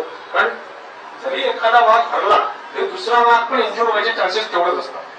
आणि इंजुर होणं मी मगाशी म्हटलं तसं कुठल्याच वाघाला परवडत नाही जंगलामध्ये. So most of the time एखाद्याने खाली बसला वाघ म्हणजे समजायचं की फाईट संपली आता. तर तिथे ती फाईट 5 लिटरली 10 सेकंदात संपली. पण सांगायचं म्हणजे ते बघणं त्या मिनिटाला एवढं असं अख्खं जंगल म्हणजे आता आवाज नव्हता, आता आवाज प्रोजेक्टरला आला नाही. त्या दोघांनी त्यावेळेस भरपूर डळकाळ्या फोडल्या आणि लिटरली म्हणतो ना अंगावर शहारा येणं जसं असतं अख्खा जंगल व्यापून जाण्याचा आवाज आहे. आता इथे वाघ प्रवास संपला किंवा वाघ दर्शन संपलं, या 2-3 गोष्टी मला या फोरमच्या निमित्ताने सांगायला जातात. त्यामध्ये बांधवमध्ये जेव्हा फिरताना मी फार चांगल्या गोष्टी बघितल्या. तुम्ही पेपरमध्ये वाचत असाल विहिरीत पडून बिबट्याचा मृत्यू किंवा रेस्क्यू केलं वगैरे गवा वगैरे, तिथे त्यांनी सगळ्या विहिरींना असं साधं चेनलिंगचं फेन्सिंग केलं. त्यांनी एक काम म्हणतो कारण या गोष्टी तुम्ही पण जिथे पोचवाच्या वरच्या दरात पोचू शकता आणि त्यांनी बऱ्याचशा गोष्टींची अनुज हे तिथे उदाहरण थोडंफार आपल्या इथे तू वाईल्ड कोणाला काम होते तिथे स्वभाव पाहिलं ती चेन्नई किंवा त्यांनी प्रत्येक विहीर प्रोटेक्ट केली. म्हणजे कुठल्याही जनावर जंगलात करताना विहिरून पडू शकत. सो दिस इज व्हेरी या गोष्टी आपण शिकायला पाहिजे आणि शेअर करायला पाहिजे. आज विहिरीमध्ये पडून प्रचंड जनावरं मरतात ओपन विहिरीमध्ये आणि स्पेसिफिकली उन्हाळ्यामध्ये पाण्याच्या शोधामध्ये येतात, त्यांना दिसत नाही किंवा अशी ती झोपांनी झाकलेली असते त्याच्यात चुकून पडतात.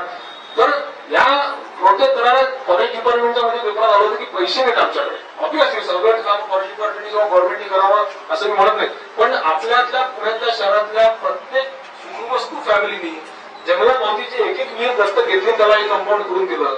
लावा ना आपला बोर्ड लावा, तेवढी फॉरेस्ट डिपार्टमेंटची तुमच्या नावाला बोर्ड लावतील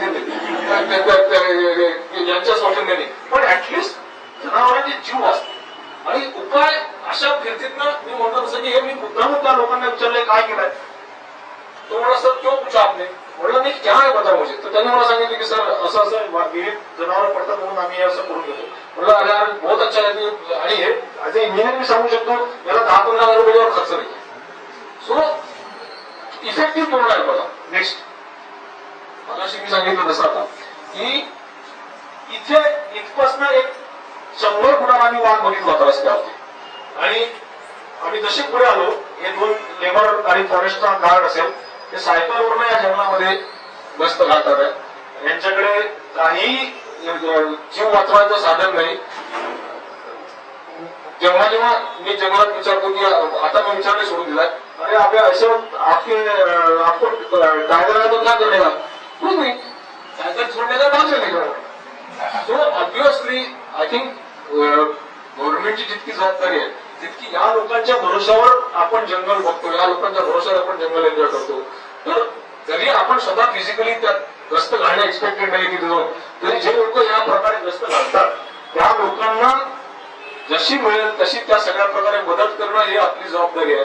आणि मी जे काय मगाशी म्हणजे सांगितलं काही माझा मोठेपणा नाही आहे. जर मला फोटोग्राफी करायला जंगल बघायला असे वेगळे अनुभव द्यायला एवढा पैसे खर्च करून आपण जातो, एवढा आनंद मिळतो, तर त्यातला काही आनंदाला हे लोक जबाबदार आहे. आणि त्यांच्या आनंदाला तुम्ही मी जबाबदार नसू तर आपली इतकी हलकट आपण जंगलापासून आपण काही शिकू नये असं म्हणतो. सो हा एक फोटो दाखवतो की यांचं लाईफ किती अवघड आहे. 4 दिवस जाऊन मस्तपैकी कसा कसा जिप्सीतनं फिरून फोटोग्राफी करून रिसॉर्टवर राहून येणं फार चांगलं असतं. पण 365 दिवस सगळ्या मोसममध्ये अशी गस्त घालण्या जंगलांमध्ये जे 45 डिग्रीवरनं 5 डिग्रीपर्यंत टेम्परेचर पाऊस पण असतो आणि या असल्या रस्त्यांवरनं सायकल चालवणं दिवसभर 40-40 किलोमीटर. आणि we all owe them something and these are the people which are actually saving the forest for us. Next. या फोरमच्या किंवा प्लॅटफॉर्मच्या निमित्ताने हा टायगर दर्शनाचा स्लाइड शोचा भाग नाही आहे, पण जे मला जाणवतं की challenges in front of tigers म्हणजे काय, त्या challenges in front of the system in which tigers live और सर्वाइव्ह. तर त्यांना मी म्हटलं स्पेस टू ग्रो, जंगलं वाढवले पाहिजे, त्याच्या बरोबरीने ते प्राणी वाढवले पाहिजे, तशी जागा उपलब्ध करून देता आली पाहिजे आणि यासाठी सगळ्यांचा हातभार लागणं आवश्यक आहे. नंतर कॅरिडॉर्स टू मायग्रेट, एका जंगलात दुसऱ्या जंगलात जायला त्यांना काही कोणी त्यांच्यासाठी एक्सप्रेसिव्ह बांधत नाही किंवा गडकरी साहेब त्यांच्यासाठी नाही, गडकरी आपल्यासाठी आहेत. तसं पण गडकरींनी खूप चांगलं काम केलं. म्हणजे प्लेन्समध्ये जो हायवेज बांधले त्यांनी वाघांना क्रॉस करायला अंडरपास ठेवले. म्हणजे पहिला हायवे आहे भारतातला त्याच्यामध्ये तो नागपूर टू पेन जोडतो, त्याच्यामधनं 15 अंडरपास आहेत, ज्यातनं जवळपास ऑलरेडी जिथे कॅमेरा ट्रॅप लागले तिथनं त्यांनी रेकॉर्ड केले की जवळपास गेल्या बांधल्यापासूनच्या 2 वर्षात 150 वेळा टायगरने तो क्रॉस केला अंडरपास. म्हणजे 150 वेळा टायगरला हायवे याची गरज नाही पडली. पण मी सांगितलं असं आपली पण जबाबदारी आहे, जेवढे जंगल वाढवतात जातील किंवा त्याला मदत करणार ते कॉर्डॉन त्यांच्यासाठी ओपन ठेवणं, अवेअरनेस अबाउट दिस स्पेसिस. जसं मी म्हटलं की फक्त चांगले फोटोग्राफ काढले, फोटोग्राफ काढले म्हणजे तुम्ही वाढले पण म्हणत नाही. त्या जनावरांची माहिती करणं, त्याच्या सवयी समजून घेणं आणि त्याप्रमाणे त्याला काय मदत करता हे शिकणं. आणि सेफ्टी फ्रॉम ह्युमन्स, म्हणजे वाघाचा सगळ्यात मोठा शत्रू कोण आहे? वाघाला जंगलात कोणी शत्रू नाही. ठीक आहे, लहान पिल्लांना मारतात, पण एकदा मोठा झाल्यावर वाघाला जंगलात कोणी शत्रू असतो? वाघाचा सगळ्यात मोठा शत्रू आपण बसलेलो इथे सगळे. आणि आपण काय करतो? कोचिंग करतो, आपण किलिंग बाय इग्नोरन्स करतो. म्हणजे काय, रस्त्यात वाघ गाडी खाली दळगेचे उदाहरण आहेत, जीप रेल्वे खाली वाघ मिळायचे उदाहरण आहेत, इलेक्ट्रिक्युटिंग झालं तर शेतीसाठी लावलेल्या कंपाऊंड मध्ये वाघ जास्त प्रमाण आहे. निघली म्हणजे विहिरीत वाघ पडला, कारण तुम्ही वाघाच्या बोलीच्या जंगलात त्या विहिरींना कंपाऊंड नाही केलं. हे सगळे आपणच जबाबदार. So safety from humans is most important. आणि तिथं आता सोल्युशन, जसं अनुज म्हणला, सगळ्या नाव मिळणं फार सोपं आहे. पण सस्टेनेबल टुरिझम म्हणजे यासाठी सगळ्यांनी जर फिनिक्स लेवलवर जाणार असाल त्याच्याऐवजी मी म्हणून जवळपासच्या जंगलात जा. कारण तुम्ही जर तिथे पैसे खर्च केले तिथल्या जंगलामध्ये, तर तिथल्या जंगलाच्या आजूबाजूच्या लोकांना जगायचं साधन मिळणार आहे आणि तर त्या जनावरांचे दुश्मन बनणार नाही. त्यामुळे माझं तर प्रामाणिकपणे असं म्हणणं आहे की भारतात प्रत्येकाला वाईल्ड लाईफ टुरिझम कंपल्सरी केलं पाहिजे. कारण आपल्या इथे कंपल्सरी केल्याचे लोक ऐकत नाही. इथे तुम्ही लोक आनंदाने आला असाल चांगली गोष्ट आहे, पण कंपल्सरी होणार नाही हेही मला माहिती आहे. आपण इथे बसून जे काय आज 4 आनंदाचे क्षण वाघांमुळे घडवले ते इतरांना पास ऑन करणं आणि त्यांना वाईल्ड लाईफ टुरिझम म्हणजे फक्त आनंद नाहीये, तर वाईल्ड लाईफ टुरिझम म्हणजे जबाबदारी पण आहे हे समजावून सांगणं I think is need of the time. So more and more people will go to it, more and more people will see tiger and they will go again. स्वतःच्या शिकतीलच तिथल्या लोकांना त्याची मदत होईल. अवेअरनेस ड्राईव्ह जे अनुष आणि त्याची टीम खूप चांगल्या प्रकारे करते आणि तसं सगळ्या ठिकाणी जिथे आपल्याला मी या बरोबर का आलो, तर मला काय फक्त मी किती भारी फोटोग्राफर दाखवायची काही इच्छा नव्हती. जे काय जंगलाने मला शिकवलं ते आपल्यापर्यंत पोहोचावं ही इच्छा होती. आणि त्यानंतर मी म्हणत होतो की प्रत्येकाने आपल्या परीने सेव्ह टायगर म्हणण्यापेक्षा टायगर मुवमेंट सेव्ह टूची काही गरज नाही. तुम्ही फक्त टायगर म्हणजे काय समजावून घ्या, त्या मुवमेंटला जॉईन करा, सेव्ह ऑटोमॅटिक तुम्ही करता. एकदा तुम्हाला कळलं की करिअरवर डायरेक्ट न इकडे इकडे बघता मुलांना किती धोकादायक आहे, तुम्हाला रेड सिग्नल ग्रीन सिग्नल सांगायची गरज पडत नाही. तुम्ही स्वतःच्या जीवासाठी तरी बरोबर नीट ओळखत असतो. तसंच हे एकदा तुम्हाला वाघ म्हणजे काय कळलं, त्याचा अर्थ तुम्हाला जंगल म्हणजे काय कळलं, त्याचा अर्थ तुम्हाला जीवन म्हणजे काय कळलं, मग तुम्ही आपोआप त्या पद्धतीने पाहू शकता. आणि मी म्हणत की strengthening system of protecting tigers म्हणजे काय, तर मगाशी मी तुम्हाला सांगितलं तसं ते जसे 2 सायकलवाले होते ते त्या सिस्टीमचा पार्ट आहे ज्यांच्यावर वाघ वाचवण ही जबाबदारी आहे ना टाकली. सो त्यांना आपल्यापर्यंत जेवढी मदत करता येईल, प्रेशर क्रिएट करता येईल, जिथे लॅकोना आपल्या हातात नाहीये तिथे 4 लोकांशी बोलून गोष्टी घडतात, अशा प्रत्येक प्रकारे तुम्ही ती मुवमेंट जॉईन करू शकता. Is what I feel. Next आणि लास्टली मी सांगेन की याच वर्षाभरात 2 वेगळ्या गोष्टी घडल्या की एक ऑर्डरवाली म्हणून एक टायग्रेस होती बेंचमध्ये, तिने जवळपास 36 लिटर्स म्हणजे 36 बछडे दिले त्या बेंचला. It was a great service to forest. त्यानंतर बागवणाचा एक वाघ होता ताडोबामध्ये, ज्याच्यामुळे ताडोबा फेमस झाला. ते दोन्ही वाघ यावर्षी एजिंग होऊन गेले, ही चांगली गोष्ट आहे. म्हणजे I think my this presentation was tribute to both of them is all I can say. And today is Doctor's Day. So I will say ki honored and my again tribute to all doctors. That ते सुद्धा त्याच टाईपची service करतात. अनुज चाईन पण doctor आहे. आणि my today's presentation is to Bhargav and Collarwani and to other doctors. Thank you very much.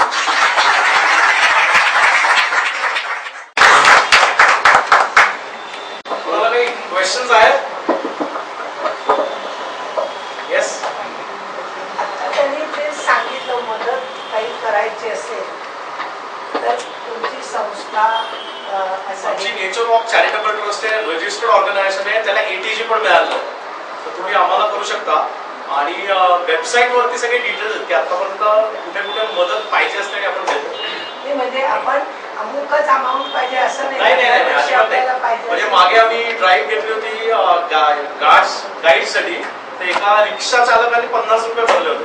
तर त्याच्यामुळे अमाऊंट इज इम्पॉर्टंट. आणि अनुजची संस्था जी आहे ती त्यांना जे काय काम करतो किंवा त्याचे अपडेट्स पण देते त्याच्या वेबसाईटवर. म्हणजे मी म्हटलं असं इथे प्रत्येकाला मी एकच सांगितली, जंगल आणि त्यांचं संवर्धन is like a sky is limit.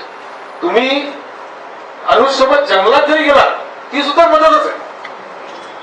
म्हणजे जरुरी नाही आहे आनंद आहे त्याला त्याच्या संस्थेला किंवा कोणालाही उचलून पैसे तुम्ही दिलेत तर ते पण तेवढंच गरजेचं आहे. पण मी म्हटलं सर की तुम्ही जाऊन जंगलात व्हिजिट जरी केलं फिजिकली, कारण तुम्ही तिथे पैसे खर्च करता, तिथे राहणार जाता, तिथे जेवता, तिथे हॉटेलमध्ये राहता, त्या जिप्सीतनं फिरता, ती सगळी मदत पैसे जातात जंगलामध्ये परत.